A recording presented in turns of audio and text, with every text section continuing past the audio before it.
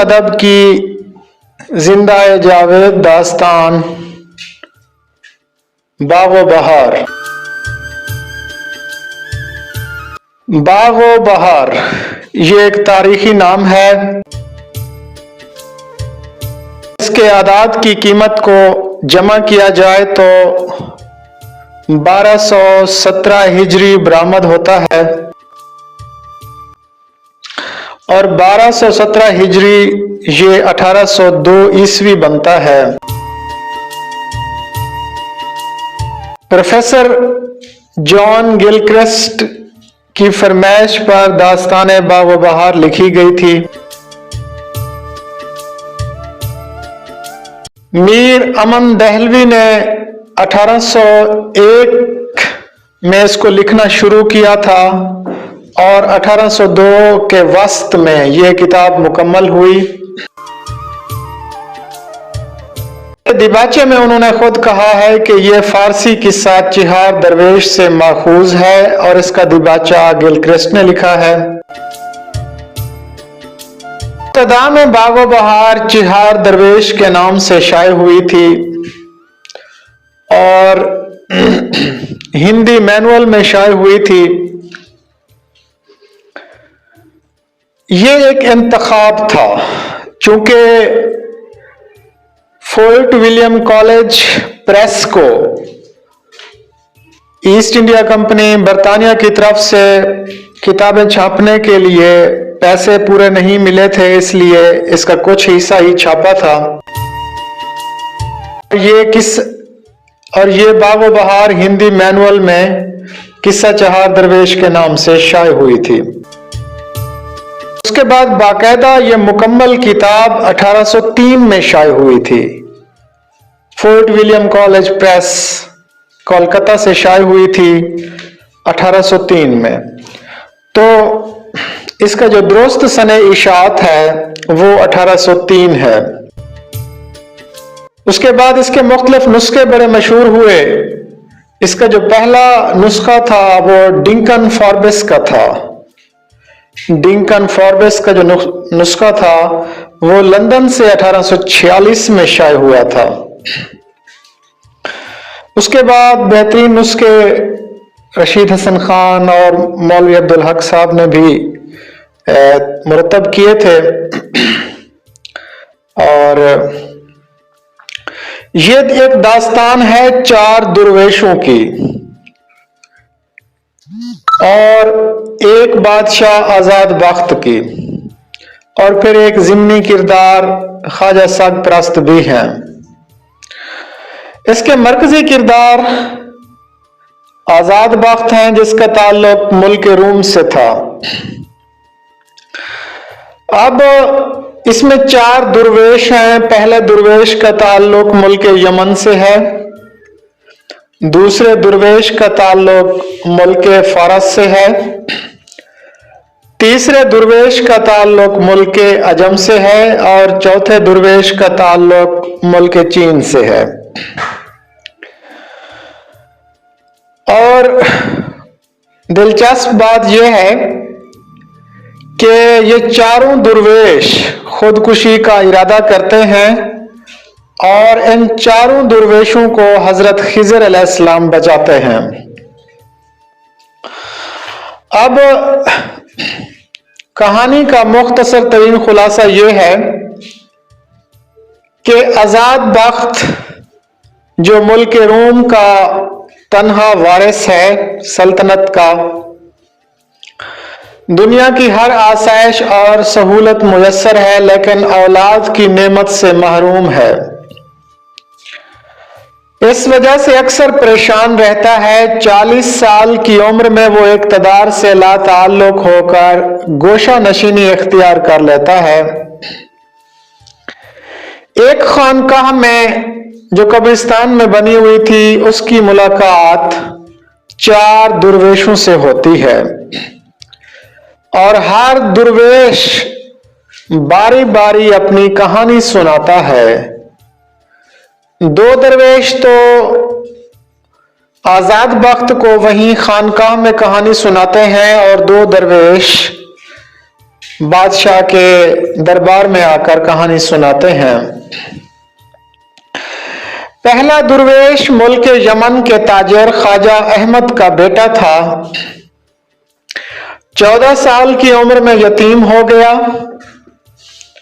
अपनी नादानियों के बायस अपनी दौलत से हाथ धो बैठा और अपनी बहन के टुकड़ों पर पलता है।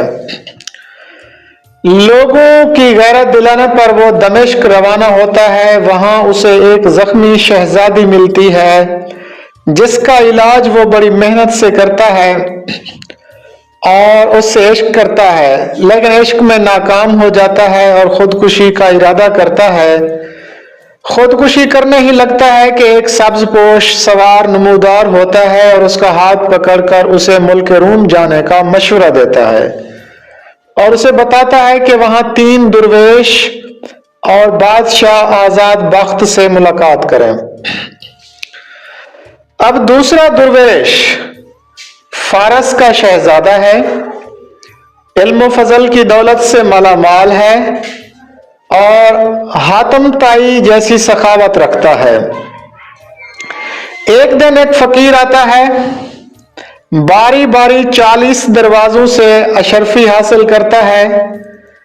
जब 40 दरवाजे खत्म होते हैं तो फिर वो दोबारा पहले दरवाजे पे आप पहुंचता है और इस पर शहजादा गजबनाक हो जाता है। तो फकीर बोलता है, सखावत देखी है तो बसरे की शहजादी की। अब वो शहजादा बसरे की शहजादी से मिलने के लिए बेताब हो जाता है और उसकी एक झलक देखते ही उस पर आशिक हो जाता है और शहजादी से निकाह की दरखास्त करता है, जिस पर शहजादी उसे एक पहेली सुलझाने का कहती है कि शहर नीमरोज में एक जवान जर्द बैल पर सवार होकर आता है और एक गुलाम गुल अंदाम को तलवार मार कर कत्ल कर जाता है। बताएं इस पहेली से क्या मुराद है।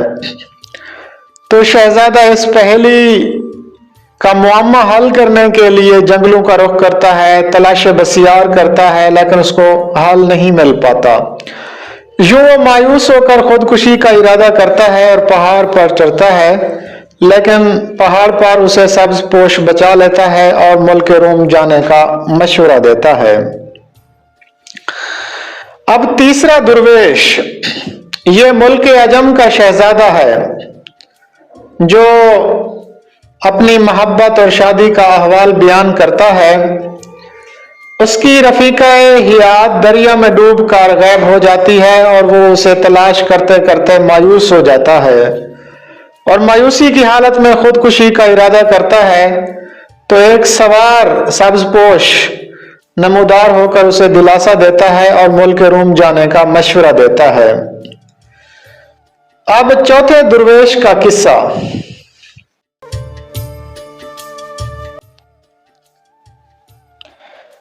चौथे दुर्वेश का ताल्लुक मुल्क चीन से है। ये कम सिनी में यतीम हो जाता है। इसका चचा तख्त पर कब्जा करने के लिए इसे कत्ल का इरादा करता है। इसके लिए एक मुबारक नामी शख्स को वो शहजादे को कत्ल करने के लिए भेजता है, उसके हवाले करता है और फिर वो मुबारक नामी शख्स इसे कत्ल करने की बजाय जिनों के बादशाह मलिक शहपाल के पास ले जाता है।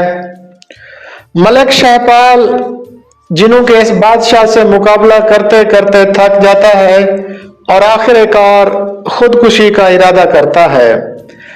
जब वो खुदकुशी करने लगता है तो उसी वक्त बुरका पोश एक सवार जाहिर होता है और उसे मुल्क रूम में जाने की तलकीन करता है।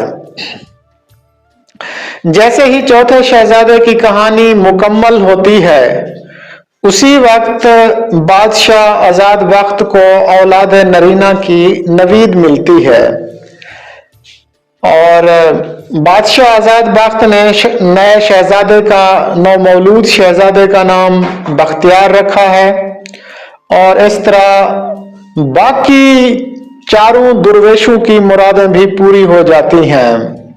यमन के शहजादे का निकाह दमिश्क की शहजादी से हो जाता है, फारस के शहजादे का निकाह बसरे की शहजादी से हो जाता है, अजम के शहजादे का निकाह फरांग की मलका से हो जाता है और चीन के शहजादे की शादी पीरे मर्द अजमी की बेटी से हो जाती है। बागो बहार अपनी सादा और सलीस जबान की वजह से मशहूर है। बागो बहार ठीठ दहलवी जबान में लिखी गई है। इस दास्तान में दहली की तर्ज मुआशरत का बयान मौजूद है। बागो बहार की अहमियत के मुतालिक मौलवी अब्दुल हक यूं गोया हुए कि मैं जब उर्दू भूलने लगता हूँ तो बागो बहार पढ़ लेता हूँ। इस दास्तान पर मीर अमन दहलवी को 500 रुपये इनाम से भी नवाजा गया था।